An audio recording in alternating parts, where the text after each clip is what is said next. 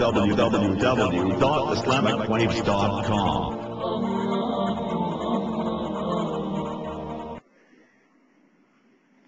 تو صحابہ نے کسی کی پرواہ نہیں کی، یہ نہیں دیکھا کہ کیا کرے گا معاملہ، معاشرہ کیا کرے گا، محلہ کیا کہے گا. صحابہ نے دیکھا کہ اللہ کے نبی کا حکم کیا ہے. پھر اسی غزوہ خندق کے موقع پر صحابہ نے کیا فرمایا، اللہم لا عیش الا عیش الاخرہ، یا اللہ دنیا کا عیش کا ہے، اصل عیش تو آخرت کا عیش ہے. فاغفر للانصار والمہاجرہ، یا اللہ مہاجر صحابہ اور انصار صحابہ، یا اللہ ان کی مغفرت کرنا. کیوں؟ جب دنیا کی محبت دل کے اندر نہ ہو، دو چیزیں ایک ساتھ دل کے اندر نہیں ہو سکتی، یا دنیا کی محبت ہوگی یا اللہ کی محبت ہوگی. کوئی انسان یہ نہیں کہہ سکتا کہ میرے دل میں دنیا کی محبت بھی ہے اور دین کی محبت بھی ہے، ایسا نہیں ہوگا. ایک چیز آئے گی اور ایک چیز جائے گی. اللہ والوں کی صحبت کی برکت سے اللہ تعالیٰ دنیا کی محبت نکال کر اپنی محبت دل میں ڈال دیتے ہیں، اور جس کے دل میں وہ اپنی محبت ڈالتے ہیں تو جو اللہ تعالیٰ کی شان ہے کہ اللہ تعالیٰ کریم ہے، اللہ تعالیٰ بے نیاز ہے، تو اللہ تعالیٰ جس کے دل میں آتے ہیں اللہ تعالیٰ اس کو سارے عالم سے بے نیاز کر دیتے ہیں. دادا نے فرمایا جس کے دل میں اللہ تعالیٰ آتے ہیں جمیع صفات ہی آتے ہیں، تمام صفات کے ساتھ آتے ہیں، پھر اس کو بھی کسی کی پرواہ نہیں ہوتی. حضرت خواجہ صاحب نے کیا فرمایا تھا، جائے جس سے زاہد نہ مجذوب نظر آئے، آئے نہ جس سے رند وہ پھر کیوں ادھر آئے، فرزانہ جس سے بننا ہو وہ جائے کہیں اور، دیوانہ جس سے بننا ہو وہ آئے تو چشمو بندر آئے. کس لیے فرمایا تھا؟ خواجہ صاحب رحمۃ اللہ علیہ کو جوش آ گیا. اللہ تعالیٰ نے عجیب مقام عطا فرمایا تھا خواجہ کا مجذوب رحمۃ اللہ علیہ، کیونکہ ہنستے ہنساتے بھی بہت تھے. اتنا ہنستے تھے کہ حضرت ثانی رحمۃ اللہ علیہ کے خلیفہ حضرت کے پیر بھائی نے خط لکھا کہ حضرت آپ اتنا ہنستے ہیں، آپ اجل خلفا میں تھے، حضرت ثانی رحمۃ اللہ علیہ کے بڑے خلفا میں تھے، اس طرح نہ ہنسا کرے، لوگ کیا سوچیں گے آپ کے بارے میں. تو حضرت نے جواب لکھا، جواب میں یہ اشعار لکھے، یہ قرب مبارک تجھے اے صوفی ساتھی، یہ قرب مبارک تجھے اے صوفی ساتھی، مجذوب کو اس دور کی نسبت بھی ہے کافی، بخشے تجھے اللہ بلندی یہ مراتب، مجھ کو ہو عطا میرے گناہوں کی معافی. یہ نہیں سوچا کیوں؟ اصل صاحب حضرت کی علمت حضرت ثانی رحمۃ اللہ علیہ کے خلفاء کے اندر حضرت مولانا فقیر محمد صاحب رحمۃ اللہ علیہ، اللہ تعالیٰ نے ان کی زیارت عطا فرمائی اپنے کرم سے، کہ بکا کے نام سے مشہور تھے. حضرت اتنا روتے تھے کہ تھوڑی سی بات ہوتی تھی اور حضرت رونا شروع ہو جاتے. دعا کے لیے کسی نے کہہ دیا حضرت دعا کر دیجیے، حضرت ہاتھ اٹھاتے تھے اور چیخ مار کر رونا شروع ہو جاتے. سلام پھرتا تھا اور حضرت کی چیخ نکل جاتی تھی اور رونا شروع ہو جاتے. اور حضرت ثانی رحمۃ اللہ علیہ کے خلفاء میں ایک صاحب تھے، ہر وقت ہنستے رہتے تھے. تو ایک صاحب نے کہا کہ حضرت یہ کیا معاملہ ہے کہ حضرت مولانا فقیر محمد صاحب رحمۃ اللہ علیہ کبھی چپ نہیں ہوتے اور یہ کبھی خاموش نہیں ہوتے، ہمیشہ ہنستے رہتے ہیں. حضرت نے فرمایا یہ دونوں رنگ اللہ تعالیٰ نے مجھے عطا فرمائے، یہ دونوں رنگ اللہ تعالیٰ نے مجھے عطا فرمائے. کہ حضرت ایسا روتے تھے کہ پاس بیٹھنے والے کا دل پگھل جاتا تھا کہ اللہ اس طریقے سے رو رہا. اس طریقے سے بھی کوئی اللہ کو یاد کر کے روتا ہے جس نے اللہ کو دیکھا نہیں. محبت تو وہ ہے جو بن دیکھے بھی جائے، دیکھ کر کی تو کیا کمال کیا. اسی کو اللہ نے کیا فرمایا، الذین یؤمنون بالغیب، جو ایمان لائے کس کے اوپر، غیب کے اوپر ایمان لائے. صحابہ جانے دے رہے کس کے لیے، اللہ کو نہیں دیکھا. آج مسلمان اگر اسلام کے لیے جان دے رہا ہے تو اس نے نہ اللہ کو دیکھا نہ اللہ کے نبی کو دیکھا، لیکن صرف کلمہ پڑھا اشہد ان لا الہ الا اللہ واشہد ان محمدا عبدہ ورسولہ، اللہ کی گواہی دی اور نبی علیہ الصلوۃ والسلام کی رسالت کی گواہی دی. اللہ نے صرف اس کلمے کی برکت سے اس کے دل میں ایسی محبت ڈالی کہ اس نے جس چیز کو نہیں دیکھا اس چیز کے لیے بھی جان دینے کے لیے تیار ہے. اور دادا نے فرمایا اگر دیکھ لیتا تو کیا حال ہوگا. یہ تو بن دیکھے یہ حال ہے، بن دیکھے یہ حال ہے. اگر اللہ کو دیکھ لیتا تو پھر کیا حال ہوتا. تبھی تو اللہ تعالیٰ نے یہ مرتبہ رکھا. فرمایا اہل جنت جب جنت میں جائیں گے تو اللہ تعالیٰ سب سے پہلے اس دنیا کی مٹی بنا کر کے اس سے روٹی بنائیں گے اور وہ روٹی پکائی جائے گی اور مچھلی اور روٹی کی دعوت اللہ تعالیٰ کرے پہلے جنت کی. اس کے بعد اللہ تعالیٰ جنتیوں کو جنت میں بھیج دیں گے اور اپنا دیدار عطا فرمائیں گے. صحابہ نے پوچھا یا رسول اللہ ہم ایک شخص کو آج دیکھنے کے لیے جمع ہوتے اتنے دھکم فیل ہوتی ہے تو اللہ کو آدم علیہ السلام سے لے کر قیامت کی صبح تک جتنے لوگ پیدا ہوں گے وہ سب دیکھنے کے لیے آئیں گے. کس طریقے سے دیکھیں گے؟ فرمایا ہے صحابہ کیا تم نے کبھی چاند دیکھا ہے؟ صحابہ نے فرمایا رسول اللہ روزانہ رات کو دیکھتے. فرمایا جس طریقے سے تم چاند دیکھتے ہو کسی کو دھکا نہیں دینا پڑتا, ہر شخص اپنے گھر میں بیٹھ کر چاند دیکھ رہا ہے تو اللہ کا دیدار بھی اسی طرح ہوگا. ہر جنتی اپنی جنت میں بیٹھ کر اللہ کا دیدار کر رہا ہوگا. لیکن دادا نے فرمایا کہ جس کا جیسا ایمان ہوگا, جس کا جیسا مقام ہوگا, اس وقت اس کو دیدار الہی میں ویسی لذت آئے گی. ہر ایک کی لذت کے اندر فرق ہوگا کیونکہ یہاں جیسا مجاہدہ ہوگا, یہاں جیسا مجاہدہ کرے گا انسان اللہ کے یہاں ویسا مشاہدہ کرے گا انسان. یہاں جتنا مجاہدہ اختیار کرے گا اللہ کے راستے میں, اللہ کو ناراض نہ کروں, غم اللہ سے ناراضگی گناہوں سے بچنے کا غم جتنا اٹھائے گا, اللہ کو خوش کرنے کے لیے جتنی مشقت برداشت کرے گا وہاں پر اتنا ہی زیادہ اس کو لذت اور مزہ ہے. تو یہ دنیا عارضی ہے دوستو, دنیا عارضی ہے. کسی اللہ والے کا ہاتھ میں لے لے, کسی کا ساتھ پکڑ لے, جب بری نظر لگ جاتی ہے. اللہ حضرت مولانا محمد احمد صاحب رحمۃ اللہ علیہ دارالعلوم ندوہ گئے, ندوۃ العلماء, وہاں جا کر تمام علماء کو جمع کیا اور حضرت نے سوال کیا کہ اے علماء ندوہ تم بری نظر کو حق مانتے ہو کہ انسان کو لگے تو انسان مر جاتا ہے, درخت کو لگے تو ٹوٹ جاتا ہے, تو اللہ والوں کی اچھی نظر کو کیوں تسلیم نہیں کرتے؟ جب بری نظر لگ سکتی ہے, کہتے ہیں کہ فلاں کو نظر لگ گئی ہے اس کے لیے مرچے پڑھ کر کے دے دیں, اس کی نظر اتار دی ہے. جب بری نظر کا حق ہے, النظر حق ہے یا نہیں؟ یہ عقائد اسلام میں سے النظر حق, نظر حق ہے, برحق ہے, اچھی بھی لگتی ہے اور بری بھی لگتی ہے. کیا عبد القادر صاحب کی اچھی نظر ایک کتے کے اوپر پڑی تھی تو اللہ تعالیٰ نے اس کتے کو کا پیر بنا دیا. یہ واقعہ کس نے لکھا ہے؟ حضرت مولانا اشرف علی صاحب خانی رحمۃ اللہ علیہ نے لکھا ہے. حضرت عبد القادر صاحب محمد دہلوی رحمۃ اللہ علیہ جو حضرت شاہ ولی اللہ رحمۃ اللہ علیہ کے پوتے تھے, جامع مسجد دہلی کے اندر فتح پوری کے اندر عبادت کر کے نکلے, سامنے کتا بیٹھا تھا. فرمایا جو عبادت کی تھی اس عبادت کے نور سے دل بھر چکا تھا اور وہ نور دل سے ابل کر کے آنکھوں سے چھلک رہا تھا. فرمایا اسی حالت میں ایک نظر کتے کے اوپر پڑ گئی. حضرت حکیم محمد حضرت خانی رحمۃ اللہ علیہ فرماتے ہیں کہ دوستو اللہ تعالیٰ نے اس کتے کو وہ مقام عطا فرمایا کہ جہاں وہ کتا جاتا تھا سارے کتے اس کے سامنے ادب سے بیٹھ جاتے تھے. پھر حضرت فرماتے ہیں جن کی نگاہوں سے جانور محروم نہیں ہے ان کی نگاہوں سے انسان کیسے محروم رہ سکتا ہے؟ آج ہم کہتے ہیں کہ اگر ہم گئے تو وہاں تو بات و بیان بھی نہیں ہوتا, وہاں تو تقریر بھی نہیں ہوتی. تقریر مقصود نہیں ہے. حضرت شیخ الحدیث کا جو میں نے واقعہ سنایا برف والا, تو دادا نے فرمایا اسی واقعے کو بیان فرما کر فرمایا کہ دیکھو صفت ہے اس کے اندر کس چیز کی, ٹھنڈک کی. ٹھنڈک بیان محتاج بیان نہیں ہے کہ اگر وہ برف تقریر کرے جب ٹھنڈک پیدا ہوگی, بلکہ اس کے اندر تاثیر ایسی ہے جہاں رکھ دی جائے وہ ٹھنڈک ٹھنڈا ہو جائے گی, گرم ہوگی تو ٹھنڈی ہو جائے گی جگہ.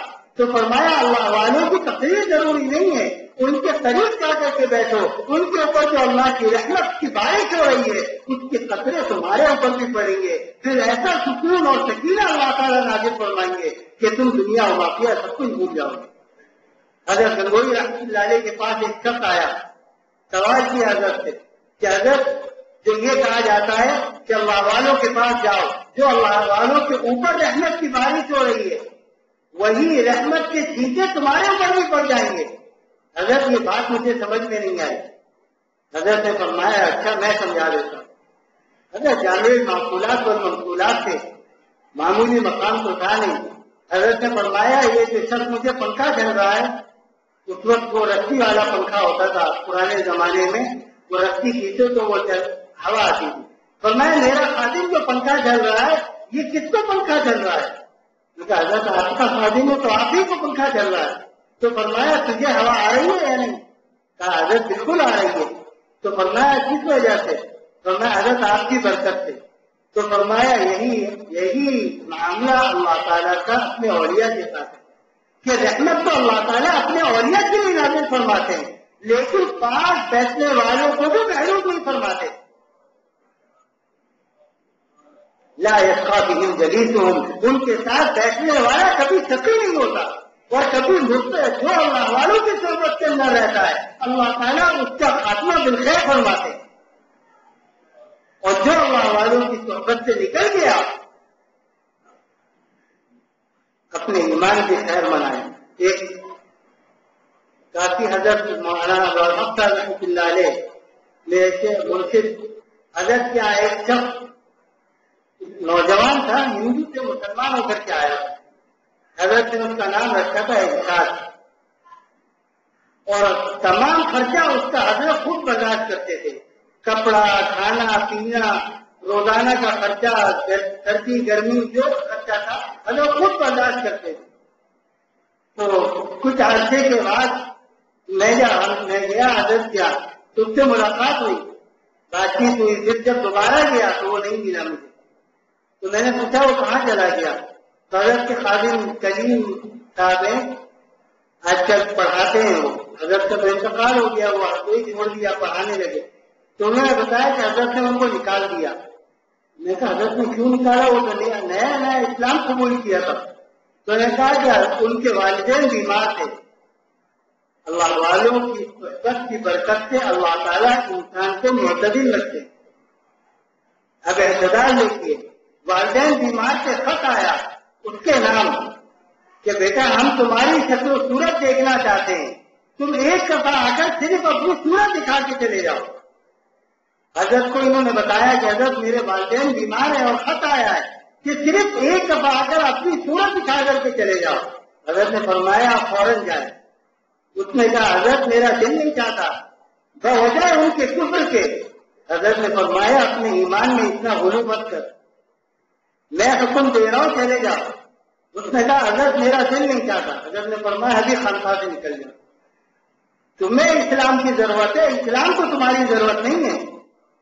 جب اسلام نے حکم دیا ہے کہ اگر تمہارے ماں باپ قابل بھی ہو تو ان کی خدمت کرو، تو تم اسلام کے معاملات کے اندر اپنے دل کو کیوں شامل کر رہے ہو؟ تمہارے دل کے جذبات کی کوئی اہمیت نہیں ہے اسلام کے سامنے. جب اسلام اجازت دے رہا ہے تو جاؤ ان کی خدمت کرو. الغرض وہ نکل گیا کہ کچھ عرصہ پہلے ابھی تقریباً 10-15 دن پہلے حضرت کے نواسے تشریف لائے تھے. تو ان کے خادم تھے، میں نے ان سے پوچھا، میں نے کہا وہ ارشاد ایک حضرت کے ساتھ ہوتے تھے، ان کا کیا حال ہے؟ حضرت نے ان کو نکال دیا تھا. انہوں نے کہا وہ قادیانی ہو گئے، قادیانی ہو گئے ہو. تو اللہ والوں کا دامن جس نے مضبوطی سے پکڑ لیا اس کا ایمان سلامت رہتا ہے، اور جس کے ہاتھ سے یہ دامن نکل گیا تو اللہ تعالیٰ فرماتے ہیں تم اسلام اور ایمان اور اللہ کے محتاج ہو. نہ اللہ تمہارا محتاج ہے، نہ اسلام تمہارا محتاج ہے، اور یہ دین نہ تمہارا محتاج ہے. جیسا دین کہے ویسا کرو، اپنے جذبات کو بیچ میں مت لاؤ. آج کیا ہے، لوگ کیا کہتے ہیں، ہمارا دل اس طریقے سے کر رہا تھا، ہمارا دل یہ چاہ رہا تھا کہ ہم عید میلاد النبی منائیں. عید میلاد النبی منانا اللہ کے نبی کی آمد کی خوشی کس مومن کو نہیں ہوگی؟ بولو بھائی، لیکن اس خوشی کو تابع سنت رکھے، غلو نہ کرے اس کے اندر کہ اپنے دل میں چاہا کہ اتنی خوشی ہو رہی ہے مجھے کہ میں تو عید کی نماز پڑھوں گا. اب بدعت اتنی بڑھتی گئی کہ اس دفعہ تو عید میلاد النبی کی نماز تک پڑھی گئی. یہ کیا ہے؟ احساس کے دین کے اندر اضافہ کر رہے ہیں، اور یہی بدعت ہے، یہی گمراہی ہے. کیونکہ جو بھی عمل کرنا ہے وہ عمل کس کے مطابق ہو؟ سنت و شریعت کے مطابق ہو. آج ہم دین پر چلنا چاہتے ہیں لیکن کس طرح کہ دین ہمارے طبیعت کے مطابق ہو. اگر ہم جس طریقے سے چاہیں اس طریقے سے دین کو چلائیں. ارے دین اس لیے نازل نہیں ہوا کہ ہم ہمارے طریقے سے چلے، بلکہ دین اس لیے نازل ہوا ہے کہ ہم دین کی تربیت کے مطابق چلے. شریعت کے مطابق چلنا ہمارے دل میں. اعتدال کے راستے سے ہٹنا یہی بدعت ہے. نہ اس طرف زیادہ جائے نہ اس طرف زیادہ جائے. جو گاڑی سڑک کے زیادہ سیدھی طرف چلتی ہے تو ٹریفک پولیس چالان کر دیتی ہے، اور جو زیادہ دیر احتیاط کرتی ہے وہ کچھ دیر بعد کچے میں اتر جاتی ہے. اس لیے بزرگوں نے فرمایا درمیان کا راستہ ہے. اور الحمدللہ علماء دیوبند کا راستہ، اللہ تعالیٰ نے جو ان کو راستہ عطا فرمایا وہ اعتدال کا راستہ ہے. بھائی عید میلاد النبی کی خوشی ہے، لیکن خوشی کیسی ہونی چاہیے؟ ہم جب دیکھتے ہیں صحابہ کی زندگی اٹھا کر، خوشی کی ابتدا تو وہیں سے ہو رہی ہے. بولو بھائی ابتدا کہاں سے ہو رہی ہے؟ صحابہ سے. صحابہ کی زندگی میں ہمیں یہ چیز نہیں ملتی. چلو صحابہ کی زندگی میں نہیں ہے، تابعین کی زندگی میں ملنی چاہیے. جب تابعین کی زندگی میں نہیں مل رہی تو تبا تابعین کی زندگی میں ہونی چاہیے. تبا تابعین کی زندگی میں نہیں مل رہی تو ائمہ اربعہ کی زندگی میں ملنی چاہیے. ائمہ اربعہ کی زندگی میں نہیں مل رہی تو محدثین امام بخاری، امام ترمذی، ان کی امام مسلم رحمہ اللہ، ان کی زندگی میں ملنی چاہیے. جب ان کی زندگی میں نہیں مل رہی تو آگے اس کو چلانے کا کیا طریقہ ہے؟ اب کیا دلیل ہے اس کے بارے میں؟ کوئی دلیل نہیں. اب کیا ہے؟ اپنی طرف سے غلو کرنا، روشنی کرنا، چراغاں کرنا، بتیاں جلانا، رات سے بلاد کرنا. کس نام پر؟ ایک جلوس ہے. ارے اذیت دینا مسلمان کو حرام ہے. اذیت دینا حرام ہے اسلام کے اندر. اگر راستے میں پتھر پڑا ہو تو حدیث میں کیا آتا ہے؟ جو اس پتھر کو ہٹاتا ہے اللہ تعالیٰ اس کو نیکی عطا فرماتے ہیں. کانٹا پڑا ہو اس کو ہٹا دے اللہ اس کو نیکی عطا فرماتے ہیں. تو وہاں کانٹا صاف کرنے پر نیکی مل رہی ہے، تو راستہ بند کر کے نیکی کا خواہش بند ہے. کتنے لوگ مریض ان کو راستہ نہیں ملتا اسپتال تک پہنچنے کا. کچھ لوگ خوشیاں منا رہے ہیں، لوگ زندگی سے ہاتھ دھو رہے ہیں. کیسی خوشی ہے؟ ہم نے اپنا ایمان کے دین کے اوپر چلنے کا طریقہ اپنے دل سے ادا کر لیا کہ بس ہمارے دل نے کہا. اب اس کے لیے دلائل ڈھونڈنے شروع کر دیے. دلیل مل گئی تو ٹھیک ہے، نہیں ملی تو اپنی طرف سے پیدا کریں. ہمارے استاد حضرت مولانا عبد الرشید صاحب دامت برکاتہ جو ہمارے شیخ الحدیث ہیں، انہوں نے فرمایا آج ہر شخص عالم ہو یا غیر عالم اس کو مفتی بننے کا شوق ہے. فرمایا ایک عام انسان سے ایک نماز پڑھ کر نکلا نمازی، اس نے دوسرے نمازی سے پوچھا کہ اگر تھوڑی سی ہوا خارج ہو جائے نماز میں تو وضو ٹوٹ جاتا ہے؟ اس نے کہا نہیں. تھوڑی سی ہوا خارج ہو جائے تو کیا وضو ٹوٹ جاتا ہے؟ اس نے کہا نہیں. اس نے کہا دلیل کیا ہے؟ اس نے کہا میں ایسے ہی پڑھ کر آتا ہوں.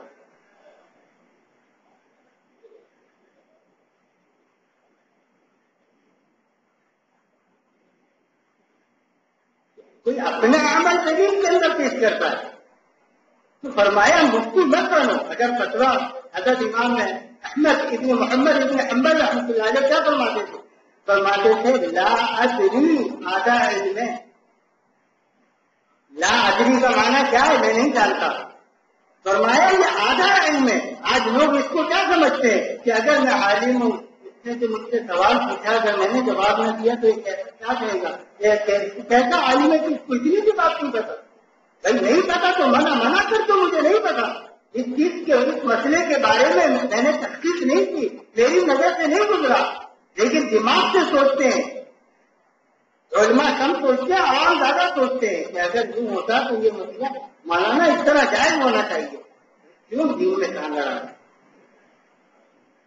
کیسے تمہارے کہہ دینے سے جائز ہو جائے گا؟ جو اللہ اور اس کے نبی نے طریقہ بتایا، جو وہ طریقہ وہی طریقہ جواب کا ہوگا. ہم اپنی طبیعت سے سوچ رہے کہ یہ جائز ہے یہ ناجائز ہے، اس سے نہیں ہوگا. ورنہ آج اسی کا وبال ہے کہ لوگوں نے اپنے دماغ سے فتوے دھونے شروع کیے. تو مصر کے اندر مفتی اعظم عورت بن گئی، امام عورت کو بنا دیا گیا. کہا گیا کہ چہرہ عورت کے چہرے کا پردہ نہیں ہے، تو پھر پردہ ہے کس چیز کا؟ کہا عورت کے چہرے کا پردہ نہیں ہے. اصل بد نظری چہرے سے تو شروع ہوتی ہے، پھر پردہ ہے کس چیز کا؟ آج اس کا خیال نہیں ہے. یہی سب چیزیں کس وجہ سے اللہ والوں سے تعلق نہیں ہے، دین کی صحیح فہم اور سمجھ نہیں ہے. اگر دین کی فہم اور سمجھ ہوتی تو آج یہ حال نہ ہوتا امت مسلمہ. آج امت مسلمہ جس حالت کے اندر ہے، جو دین کی حالت ہے، آج ہم باتیں سنتے ہیں، ایک کان سے سنتے ہیں، دوسرے کان سے نکال لیتے ہیں. کس لیے؟ کہتے ہیں ہمارے علم میں اضافہ ہو جائے. علم کے اندر اضافہ مقصود نہیں ہے، عمل کے اندر اضافہ مقصود ہے. علم برائے عمل ہے، علم برائے علم نہیں ہے. اگر ایک انسان کو 1000 کتابیں پڑھا دی جائے اور اس کو بتا دیا جائے فلاں چیز زہر ہے، لیکن پھر بھی وہ زہر کھا رہا ہے. ایک انسان کو معلوم ہے کہ ہیروئن پینے سے انسان مر جاتا ہے، لیکن پھر بھی وہ ہیروئن پی رہا ہے. تو لوگ کیا کہتے ہیں؟ تیرا علم کس کام کا ہے؟ تجھے پتا ہے کہ ہیروئن سے موت واقع ہو جاتی ہے، پھر بھی تو ہیروئن پی رہا ہے. تیرا اس کا مطلب تیرا علم برائے عمل نہیں تھا، تیرا علم برائے علم تھا. اگر تجھے عمل کی توفیق ہوتی تو تو اسی کو چھوڑ دیتا کہ اس سے میری جان چلی جائے گی. تو اللہ تعالیٰ نے جن چیزوں سے منع فرمایا ان چیزوں سے ایمان مر جاتا. مومن کے شایان کان نہیں ہے کہ وہ اللہ تعالیٰ کو ناراض کرے. اللہ کی رضا اس دنیا کے اندر سب سے بڑی چیز ہے. دادا نے فرمایا دنیا اور مافیا سے بڑھ کر ہے کہ اللہ تعالیٰ کو راضی کر لے. ایک بزرگ کے بعد ایک شخص کئی برس تک رہا، خدمت کرتا رہا. ایک دن کہنے لگا حضرت آپ کی کوئی کرامت آج تک میں نے نہیں دیکھی. آج لوگ بزرگوں کی کرامات دیکھتے ہیں کہ فلاں بزرگ کے مزار پر جاؤ وہاں لوگ کلابازیاں کھانے لگتے ہیں خود بخود. فلاں بزرگ کے مزارات پہ جاؤ وہاں لوگ سڑکے پر کھڑے ہو جاتے ہیں.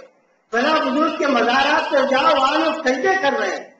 اللہ کے بندو، نبی علیہ السلام جب دنیا سے تشریف لے جا رہے ہیں تو کیا فرمایا میرے بعد یہود و نصارہ کی طرح مت بن جانا کہ تم اپنی قبروں کو پکے بنانے لگو اور ان قبر والوں کو سجدہ کرنے لگو.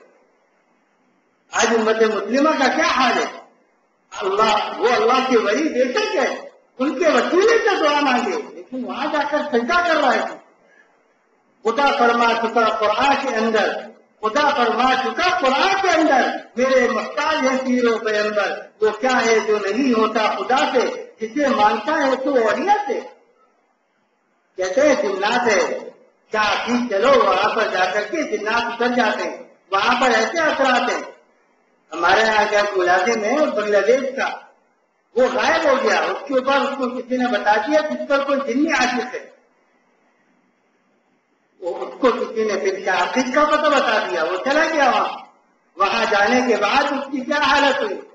3 مہینے 2-2.5 مہینے کے بعد وہ جب آیا تو میں یہاں سے نکل کر کے دکان جا رہا تھا تو میں نے دیکھا وہ سامنے سے آ رہا ہے، میلے کپڑے، بالکل ایسا سوکھا کالا کا ہوا، سر پر ایک کین رکھا ہوا. تو میں نے پوچھا کہ کہاں تھا تو وہ کہاں سے آ رہا ہے؟ میں کہا میں ایک بابا کے پاس گیا تھا جو دل میں مجھ پر عاشق تھی، انہوں نے اتار دی. تو میں کہا یہ سر پر کیا ہے تیرے؟ تو کہنے لگا کہ یہ بابا نے پانی دیا پینے کے لیے. تو میں خیر وہ اس پر اس کی حالت ایسی تھی، اس کو پانی اتروایا اس کے سر سے، اس کو رکھا. پھر اس کے بعد اب وہ مسواک کھانا شروع ہو گیا. میں یہ کیا کر رہے ہو؟ کہا بابا نے منع کیا کھانا مت کھانا، پھر مسواک کھانا. اب جب میں نے وہ کھولا کین تو اس کے اندر جو انجن کا آئل ہوتا ہے وہ تھا، گاڑی کے انجن کا آئل تھا. لیکن آپ سویا ہی نہیں، وہ اس کی عقل کو ایسا پاگل کر دیا کہ وہ آئل کو شفا سمجھ کر کے پی رہا ہے. پھر اس کو سمجھایا تو وہ ناراض ہو گیا. نے کہا آپ بے حرمتی نہ کریں ورنہ بابا آپ کو جلا دیں گے. نہیں جلوں گا نا، تو نہیں جلے گا، تو کام نہ کر، میں جلنے کے لیے تیار ہوں، تو نہ کر. اب اس کو سلائے والد صاحب وہ سو کر کے نہ دے، کسی طریقے سے نہ سو کر کے دے، دودھ پلائے وہ کہ میں یہ پیوں گا ہی نہیں. پھر بہت سمجھا بجھا کر کے اس کو پھر کہنے لگا کہ حضرت مہاراج تمہیں جانی صاحب کو مجھے ملوا دیں، حضرت میرا علاج کریں گے تو ہو جائے گا. تو میں نے کہا تجھے یہ کس نے بتایا؟ کہا ابھی اللہ نے میرے سامنے یہ کہا ہے کہ تم وہاں چلے جاؤ ہر کا علاج ہو جائے گا. نہیں اللہ حدیث بتائیے. شام کو وہ غائب ہو گیا. شام کو وہ غائب ہو گیا. ہم ڈھونڈ رہے کہ اللہ وہ کہاں چلا گیا.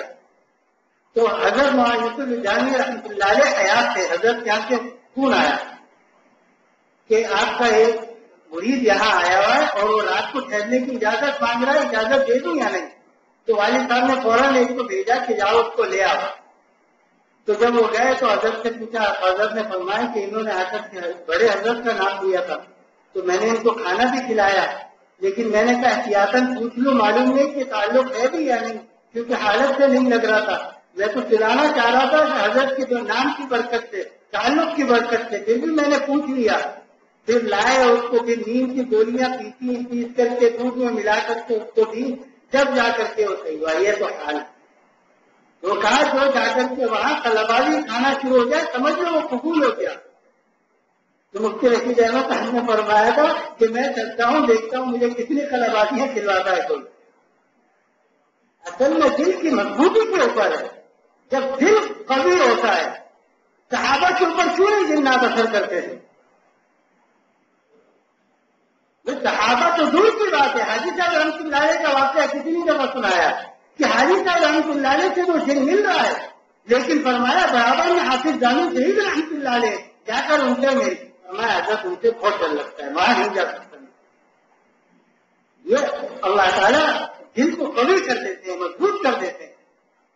جب قوی ہو, ایمان قوی ہو, دل قوی ہو, تو جنات کیا چیز ہے. حضرت حافظ جامع شہید رحمۃ اللہ علیہ نے اپنے خادم کو بھیجا فجر کے بعد, تسبیح بھول گئے. حضرت خادم کو بھیجا جا تسبیح لیا.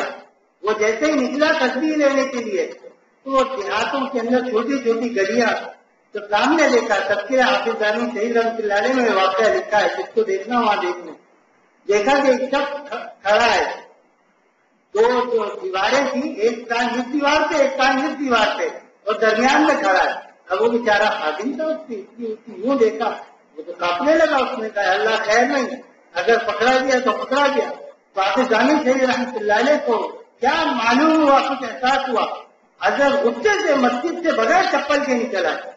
اور میں پکڑوں اس خبیث کو بھی میں بتاتا ہوں. اسی وقت غائب ہو گیا, اسی وقت وہ غائب ہو گیا. تو اللہ تعالیٰ یہ کیا ہے, آج مزارات پہ پڑے ہوئے ہیں, عورتیں بھی, مرد بھی, باشرت بھی پی جا رہی ہے, بھنگ بھی پی جا رہی ہے. جتنا زیادہ نشہ مزارات کے اوپر اس وقت ہو رہا ہے, اور جتنی بدعات مزارات کے اوپر ہو رہی ہے, ان اولیاء اللہ کی توہین کی جا رہی ہے. اور لوگ سمجھ رہے ہیں ہم تو بڑی عقیدت اور محبت میں آئے. کوئی وہاں ناچ رہا ہے, کسی کو حال آ رہا ہے, کسی کو ورد آ رہا ہے, کسی کو کچھ کاری ہو رہا ہے. جب دین سے دور ہوں گے تو پھر یہی سب چیزیں رہ جاتی ہیں. جب نماز سے دور ہو گیا, روزے سے دور ہو گیا, اب کیا کہتا ہے اپنے آپ کو, ہم تو ملیں گے, ہم تو ملیں گے. کیا صحابہ میں کوئی ملنگ نہیں پیدا ہوا؟ تابعین میں بھی تو پیدا ہو سکتا تھا, تبا تابعین میں بھی پیدا ہو سکتا تھا. آج 1400 سال کے بعد ہی سارے ملنگ کیوں پیدا ہو رہے ہیں؟ کیوں دین پر عمل کرنے کی ہمت نہیں ہے. یہی سب سے آسان راستہ ہے. تھوڑی دیر حال آ گیا, اس کے بعد جب بریانی کا کھانا آیا تو حال بھی غائب ہو گیا, پھر شروع ہو گئے کھانا. کیا کیا بدعتیں مسلمانوں کے اندر داخل ہو گئی. اليوم اکملت لکم دینکم واتممت علیکم نعمتی ورضیت لکم الاسلام دینا. اللہ نے کیا فرمایا, میں نے اس دین کو کامل کر دیا, آج مکمل ہو گیا دین. جب دین 1400 سال پہلے مکمل ہو چکا ہے, پھر آج ایک شخص کہتا ہے کہ یہ چیز دین میں شامل ہے, تو اس کا مطلب نعوذ باللہ اللہ نے اس پر جو کہا تھا وہ غلط کہا تھا. یہی مطلب ہے نا اس کا, کہ آج وہ کہہ رہا ہے کہ یہ چیز تو دین میں شامل ہے. جب دین میں شامل ہے تو میرا اور آپ کا, ہر مسلمان کا فرض کیا ہے, قرآن اٹھا کر کے دیکھے. قرآن میں وہ چیز موجود ہے, سنت میں موجود ہے, اجماع امت میں موجود ہے, قیاس میں موجود ہے. اگر نہیں ہے تو نعوذ باللہ اس کا الزام ہے اللہ کے اوپر کہ اللہ جو آپ نے کہا ہے کہ دین میں مکمل کر چکا تھا, دین مکمل اس وقت نہیں ہوا تھا, دین مکمل تو میں کر رہا ہوں. آج نگرانے جعلی پیروں نے کیا حشر کر دیا قوم کا، جہاد سے دور کرنے کے لیے انگریز نے قادیانیوں کو پیدا کیا، مرزائیت کو پیدا کیا، پھر مرزائیت نے اپنی جگہوں سے جعلی پیر پیدا کرنا شروع کیے۔ ان جعلی پیروں نے کیا کہا، ارے تم سال میں اتنا غلہ دے دیا کرو، تمہاری طرف سے نماز ہم پڑھ لیں گے، تم سال کا اتنا ہمیں ہدیہ پیش کر دیا کرو، تمہارا نماز روزہ حج زکات سب کچھ ہم ادا کر دیں گے۔ ہمارے استاد نے ایک واقعہ سنایا کہ ایک شخص تھا، اس کی بیوی موحدہ تھی، لیکن شوہر ایک جعلی پیر کے چکر میں پھنسا رہا۔ تو پیر کا کام کیا تھا، ہر سال میں وہ سال کے آخر میں گھوڑی پر سوار ہو کر کے آتا تھا اور مریدین سے غلہ جمع کر کے لے جاتا تھا۔ تو ایک سال وہ بیوی نے بہت سمجھایا شوہر کو کہ دیکھ تجھے یہ لوٹ رہا ہے، اس کا مقصد دین نہیں ہے، پیٹ ہے صرف، تو اس کی نیت کو سمجھ۔ نے کہا ارے پیر کی بات پر کبھی شک مت کرنا، ورنہ تو گمراہ ہو جائے گی۔ اس نے کہا اچھا، تو اللہ تعالیٰ نے کرنا ایسا ہوا کہ جس وقت پیر لاؤ آئے تو شوہر گھر پر نہیں تھا، بیوی تھی۔ اس نے کہا کہ جو میں سالانہ لینے آتا ہوں غلہ مجھے وہ چاہیے۔ کہا کہ حضرت میں تو آپ سے بہت محبت کرتی ہوں، آپ کی جان بچانا چاہتی ہوں، آپ کا مرید جو ہے وہ آپ سے بازی ہو گیا، وہ ڈنڈا لے کر نکلا اور آپ کو ڈھونڈ رہا ہے۔ میں کہا ڈنڈا لے کر نکلا اور مجھے ڈھونڈ رہا ہے؟ میں کہا ایسے غلے سے تو جان بچا کر بھاگنا چاہیے، وہ نکلے جیسے ہی تیر آگے نکلا، اس کو تو بچانا تھا اپنے شوہر کے دین کو۔ جب شوہر آیا تو شوہر نے آگر کے بیوی سے پوچھا کہ سنا حضرت آئے تھے گھر پر؟ کہا حضرت آئے تھے، بس انہوں نے اس دفعہ کیا کیا معاملہ میں تجھے کیا بتاؤں۔ کہا کیا کیا؟ کہا جس ڈنڈے سے تو میری پٹائی کرتا ہے، انہوں نے کہا یہ ڈنڈا مجھے دے دے۔ میں نے کہا سب کچھ لے جا پر یہ ڈنڈا میں نہیں دوں گی، کیونکہ اسی سے تو میرا شوہر میری پٹائی کرتا ہے۔ اس نے کہا بچہ ڈنڈا دوسرا مل جائے گا، تو نے حضرت کو ڈنڈا دیا کیوں نہیں؟ لا دے میں دے کر آتا ہوں۔ وہ ڈنڈا لے کر بھاگا۔ تو آگے آگے پیر صاحب جا رہے تھے تو اس نے آواز دی پیر صاحب، اور ڈنڈا لہرا تھا۔ پیر صاحب نے کہا آج تو خیر، وہ جتنی آوازیں دے پیر صاحب اور ڈنڈا لہرا ہے، کیا حضرت ڈنڈا نہیں دیجیے، وہ سمجھے آپ ضرور مارے گا، وہ اتنا تیز بھاگے۔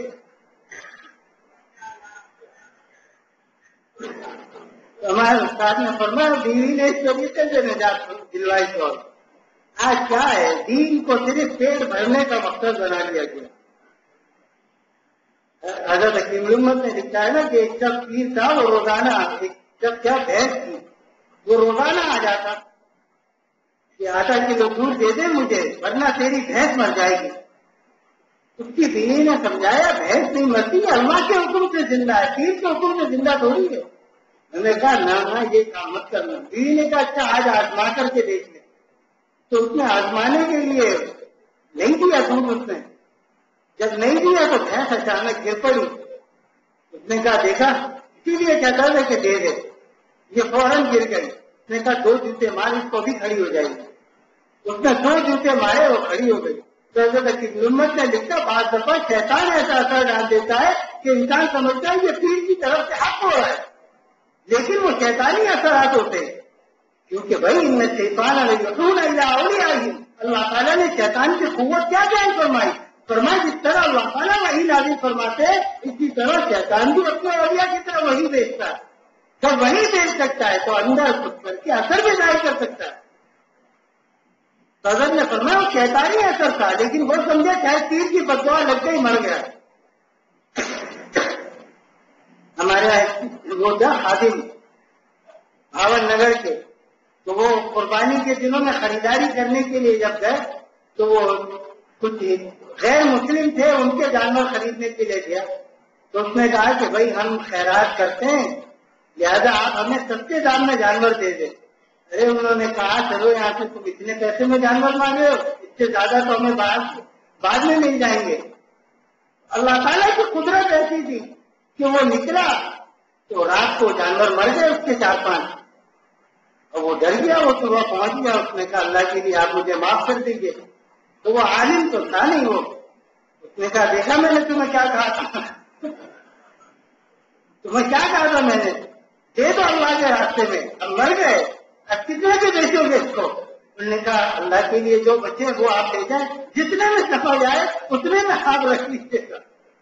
پھر جب وہ میرے پاس آیا میں نے اس کو سمجھایا، میں نے کہا وہ غیر مسلم صحیح لیکن وہ 10 لوگوں کو بتائے گا۔ انہوں نے کہا نہیں، آگے باور نگر میں تو میں مشہور ہو گیا، جو جانور نہیں دیکھا اس کا جانور گیا۔ تو آج ہمارا ایمان اور عقیدہ کیا بچا؟ نعوذ باللہ، اللہ تعالیٰ سے عقیدہ ہٹ کر کے انسان کے اوپر آ گیا۔ انسان جب چاہے مار دے، جب چاہے جلا دے۔ ارے یار یہ تو اللہ کے ہاتھ میں، موت، زندگی، بیماری اور صحت، یہ سب چیزیں کس کے ہاتھ میں؟ اللہ تعالیٰ کے ہاتھ میں۔ وہ جب چاہتا ہے شفا عطا فرما دیتا ہے۔ اگر انسان کے اپنے ہاتھ میں ہوتا تو جو بیمار ہوتا ہے ڈاکٹر سب سے پہلے اپنا علاج نہ کرتا، دنیا میں کوئی ڈاکٹر بیمار نہ ہوتا۔ لیکن یہ سب چیزیں کس کی طرف سے؟ اللہ کی طرف سے۔ آج کیا ہے، اس کو اپنی طرف سے سمجھ لیا گیا کہ ارے فلاں بزرگ کے اندر تو بہت کیا کہنا ان کے بارے میں، بیٹھے بیٹھے وہ کہاں آنے کعبہ تک ہو کر کے آ جاتے ہیں، وہ بیت اللہ ہو کر کے آ جاتے ہیں، لوگ نذرانے چڑھا رہے ہیں۔ ایک جگہ ابھی میں گیا تھا پنجاب میں، ایک بڑے مشہور بزرگ کی قبر پہ، وہاں عجیب حال دیکھا۔ اللہ تعالیٰ معاف فرمائے، ان اللہ لا یغفر ان یشرک بہ ویغفر ما دون ذلک لمن یشاء۔ اللہ تعالیٰ نے کیا فرمایا؟ فرمایا شرک کے سوا تم کوئی بھی گناہ کر لو گے میں معاف کر دوں گا، لیکن شرک معاف نہیں کروں گا۔ اور جو شرک میں نے وہاں دیکھا کہ لوگ قبر کی طرف پیٹ کر کے نہیں جا رہے، قبر کو سجدہ کیا جا رہا ہے، اور پھول اور مٹی اس طریقے سے اٹھائی جا رہی ہے کہ جیسے نعوذ باللہ من ذالک، اس مٹی کو اٹھانے سے تیرے سارے مسائل حل ہو جائیں گے۔ ارے تو وہاں قرآن کی تلاوت کر، کوئی قرآن کی تلاوت نہیں کر رہا، سب جھوم رہے ہیں۔ کون سا دین؟ جہالت کی یعنی وہ انتہا جو نبی علیہ الصلوۃ والسلام کی بعثت سے پہلے تھی، وہی جہالت کی انتہا آج ہو چکی ہے۔ دادا نے فرمایا ایسے لوگوں کے اندر جانا ایسے لوگوں کی تعداد میں اضافہ کرنے کے مترادف ہے، لہذا بھاگو وہاں سے، دور کھڑے ہو کر کے اس اللہ کے ولی کے وسیلے سے دور کر لو، لیکن قریب مت جاؤ کہ لوگ سمجھے یہاں اتنا رش ہے۔ آج لوگ رش زیادہ دیکھتے ہیں، کس کتاب کے بعد زیادہ رش لگتا ہے، کہتے ہیں بڑی پوچھی ہوئی چیزیں بھی کس لیے بڑا رش ہوتا ہے ان کے پاس۔ رش دلیل نہیں ہے قبولیت کی، قبولیت کی دلیل رش نہیں ہے۔ اگر رش دلیل ہوتا تو سب سے پہلے تو حضرت ابو بکر ایمان لائے تھے، رش تو ابو جہل کے پاس آنا تھا۔ بولو بھائی، نام کس کا باقی رہا؟ جناب محمد رسول اللہ صلی اللہ علیہ وسلم کا باقی ہے۔ عتبہ، شیبہ، ابو جہل، ابو لہب، ان کے پاس کیا تھے؟ لشکر کے لشکر تھے۔ یہاں ایک ابو بکر صدیق تھے، لیکن اللہ نے فرمایا رش، جہاں رش زیادہ ہو یہ علامت قبولیت نہیں ہے، جہاں میں ہوں وہ ہے علامت قبولیت۔ آج امت کیا دیکھتی ہے؟ رش دیکھتی ہے کہ رش کتنا زیادہ ہے، ارے کتنا تعویذ میں اثر ہوگا، چلو ان سے تعویذ لے لے۔ دوستو تعویذات سے اگر سب کچھ ہوتا تو اللہ تعالیٰ قرآن کیوں نازل فرماتے، نبی کیوں مبعوث فرماتے؟ 1,24,000 انبیاء اللہ تعالیٰ نے بھیجے، اللہ تعالیٰ انبیاء کو کیوں مبعوث فرماتے؟ بتاؤ بھائی، انبیاء کیوں مبعوث ہوئے؟ کوئی نہ کوئی تو وجہ ہے۔ انبیاء علیہ الصلوۃ والسلام آ رہے ہیں، کتابیں آ رہی ہیں، توریت آئی، زبور آئی، انجیل آئی، اور صحیفے نازل ہوئے، پھر اللہ تعالیٰ نے آخر میں قرآن کریم کو نازل فرمایا، پھر رحمت للعالمین صلی اللہ علیہ وسلم کو مبعوث فرمایا۔ اگر تعویذات میں سب کچھ ہوتا تو اللہ تعالیٰ کو یہ سب نازل کرنے کی ضرورت کیا تھی؟ امام بخاری رحمۃ اللہ علیہ اپنا خون پسینہ ایک کر کے بخاری کو جمع کر رہے ہیں، امام مسلم رحمۃ اللہ علیہ نبی علیہ الصلوۃ والسلام کی ایک ایک حدیث کو جمع فرما رہے ہیں، پھر ان ائمہ کو جمع کرنے کی ضرورت کیا تھی؟ امام اعظم ابو حنیفہ رحمۃ اللہ علیہ کا ایک واقعہ لکھا ہے بہت مشہور، میں وہ سنا کر ختم کرتا ہوں کہ امام اعظم ابو حنیفہ رحمۃ اللہ علیہ جا رہے تھے راستے میں، تو ایک ٹیچر تھی، ایک بچہ بھی وہیں سے جا رہا تھا. امام اعظم ابو حنیفہ رحمۃ اللہ علیہ نے اس بچے کو کہا بیٹا سمجھ کر آگے پھسل جائے گا تو. اس نے کہا حضرت وہ بچے کی بھی عقل کیا تھی. اس نے کہا حضرت اگر میں پھسلا تو میں اکیلا پھسلوں گا، لیکن آپ امام ہیں، آپ سمجھیے گا اگر آپ پھسل گئے تو آپ کے پیچھے امت سے ایک طبقہ پھسل جائے گا. امام اعظم ابو حنیفہ رحمۃ اللہ علیہ حیران رہ گئے کہ اللہ اس بچے کو آپ نے کیا عقل عطا فرمائی. اللہ تعالیٰ جس کو عقل عطا فرمائے اللہ تعالیٰ ہم سب کو عقل سلیم فہم سلیم عطا فرمائے اور دین کو صحیح طرح سے سمجھنے کی توفیق عطا فرمائے اور اپنے اولیاء صحیح اللہ والوں کی خدمت میں جانے کی توفیق عطا فرمائے اور ان سے تعلق قائم کرنے کی توفیق عطا فرمائے. وآخر دعوانا ان الحمد للہ رب العالمین.